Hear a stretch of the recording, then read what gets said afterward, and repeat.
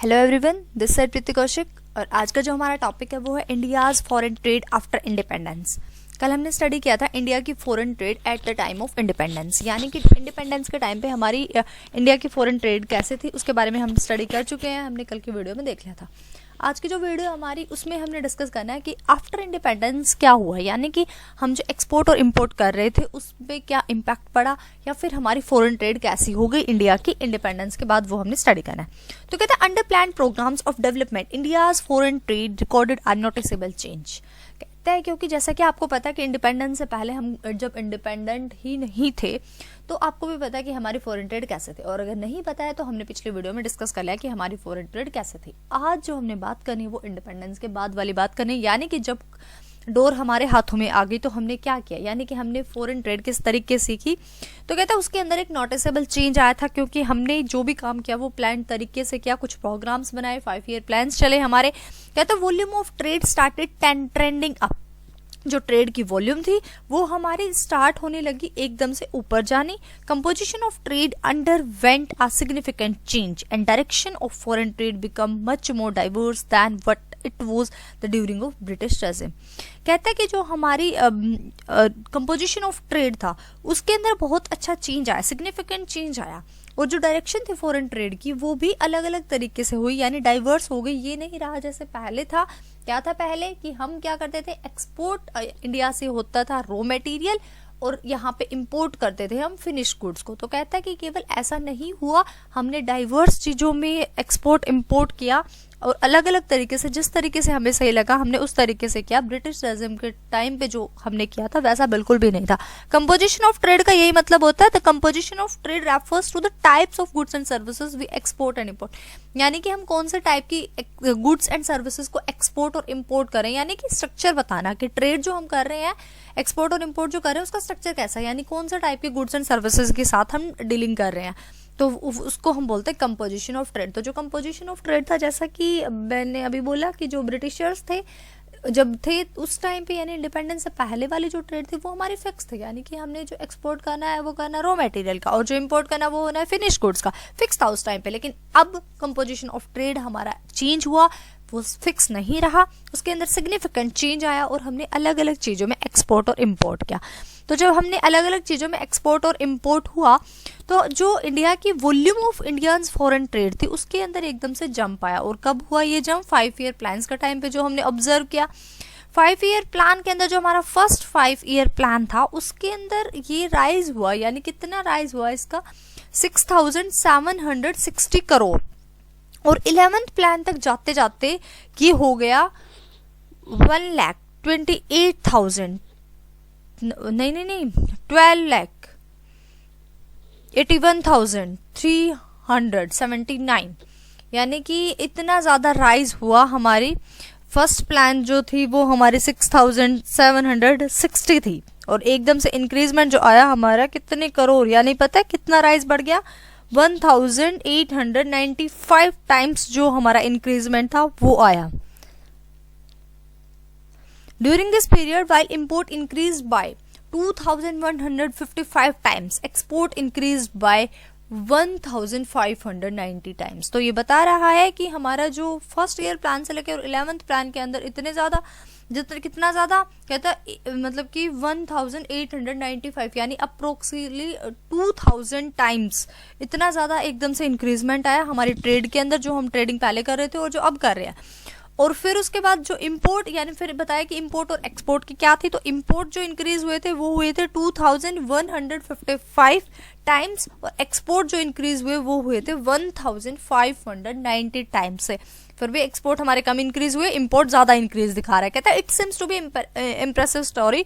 तो कहता है कि ये भी एक इम्प्रेसिव स्टोरी सी जान पड़ती है। However there are elements of distress in this story. तो कुछ एलिमेंट्स हैं स्टोरी के पीछे। 3 इंपॉर्टेंट ऑब्जर्वेशंस जो ऑब्जर्व की या ऑब्जर्व करने की जरूरत है वो है, फर्स्ट है हमारी percentage rise in export and import has been rise owing to the base effect. कहता है जो एक्सपोर्ट और इंपोर्ट के अंदर आप कह रहे हो ना कि बहुत ज़्यादा इंक्रीजमेंट हुआ, बहुत ज़्यादा इंक्रीजमेंट हुआ, ये कह रहा है कि बेस इफेक्ट का कारण है।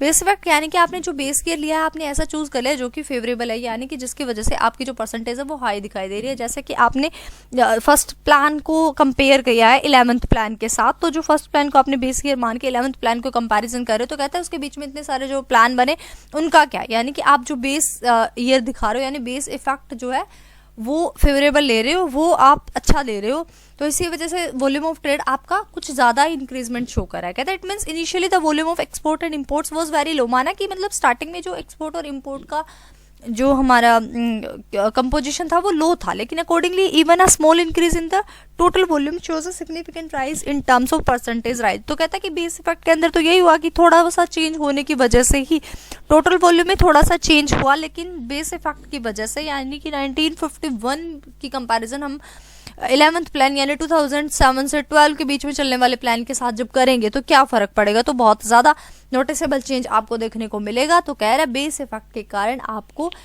थोड़ा का ज़्यादा लग रहा है। सेकेंड पॉइंट में कहता है while over time India's export and import have tended to rise, India's share in the global trade has tended to decline.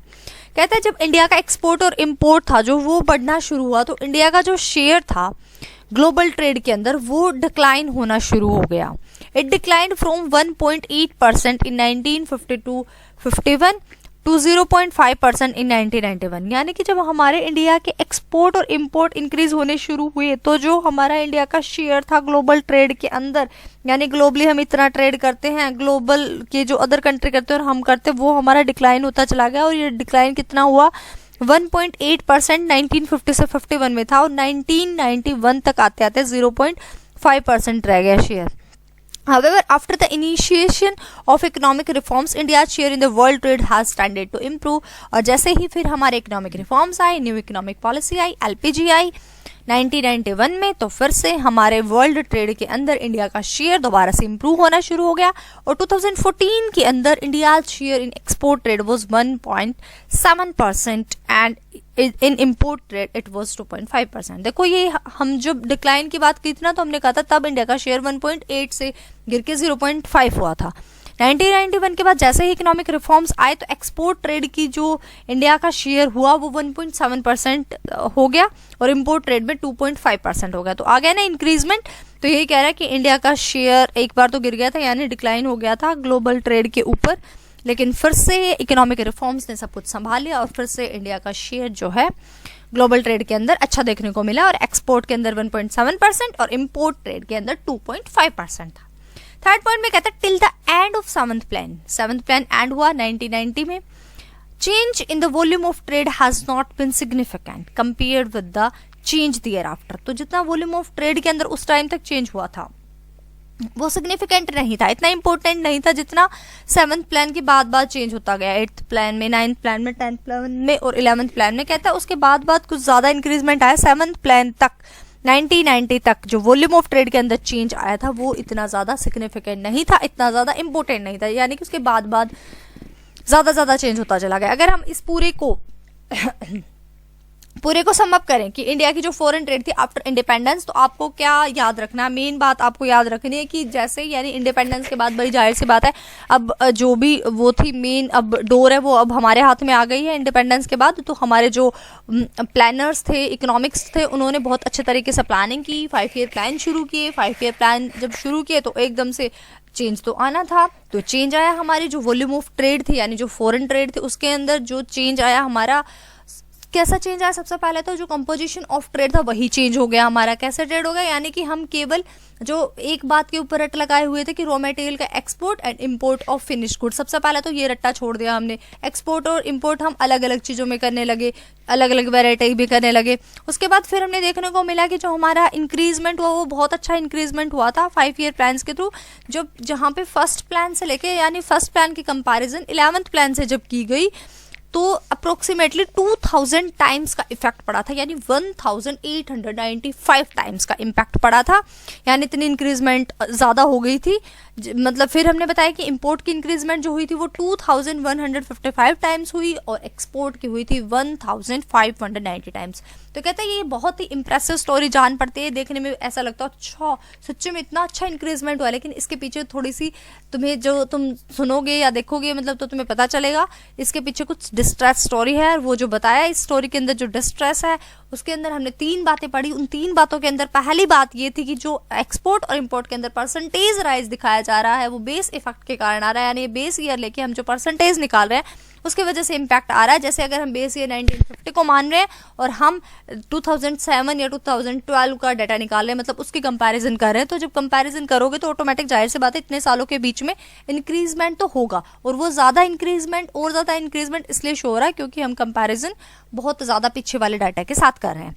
दूसरे पॉइंट में इन्होंने डिस्कस किया था कि एक्सपोर्ट और इम्पोर्ट तो बढ़े इंडिया के, लेकिन ग्लोबल ट्रेड के अंदर जो इंडिया का शेयर था वो डिक्लाइन होना शुरू हो गया था, जो कि 1.8 से 0.5% पे आ गया था। लेकिन 1991 के बाद इकोनॉमिक रिफॉर्म्स आए, उन्होंने फिर कमांड संभाली, एक्सपोर्ट 1.7% पे और इंपोर्ट 2.5% तक चले गए। और फिर हमने कहा था कि 7th प्लान तक 1990 के 7th प्लान जो था हमारा 1990 में, तब तक हमारा जो वॉल्यूम ऑफ ट्रेड के अंदर बहुत ज़्यादा इम्पैक्ट नहीं देखने को मिला था, उसके बाद अच्छा इम्पैक्ट होता चला गया, यानी चेंजेस आते चले गए वॉल्यूम ऑफ ट्रेड के अंदर। तो तभी तो ये कह रहा था कि 11th प्लान की कंपैरिजन तुम 8th प्लान के साथ करके देखो, तब पता चलेगा ना कि इंक्रीजमेंट कितना हुआ है ना, क्योंकि 7th प्लान के बाद ही तो अच्छा इंक्रीजमेंट होना शुरू हुआ ना वॉल्यूम ऑफ ट्रेड के अंदर। तो यही बात कहना चाह रहा है कि कुछ इसकी मतलब कुछ थोड़ा बड़ा चढ़ा के भी दिखा रखा है, कुछ अच्छा हमने हासिल किया भी, ऐसी बात नहीं है कि हमने ठल्ले बैठे रहे थे, क्योंकि हमने ही सारे इकोनॉमिक हमने जो भी रिफॉर्म्स चलाए यानी 5 ईयर प्लान्स अच्छे शुरू किए थे इंडिया के अंदर, और 5 ईयर प्लान्स के बारे में हम पहले भी डिस्कस कर चुके हैं, पूरा चैप्टर हम पढ़ चुके हैं, ठीक है। तो जिसने पीछे वाली वीडियो नहीं देखी है फटाफट जाओ और प्लेलिस्ट में चेक करो, जो भी वीडियो आपकी स्किप हो गई है आप उसको दोबारा देख सकते हैं, ठीक है। इसलिए आप वीडियो को चेक कर सकते हो और फिर आपको नॉलेज तो ऑफ कोर्स मिलेगी ही, और अगर वीडियो अच्छी लगे तो आप लाइक कर सकते हैं। तो आज के लिए इतना ही, hope you like it, thanks for watching, like share comment and subscribe Preeti Kaushik classes. Bye bye, take care, keep watching, stay blessed.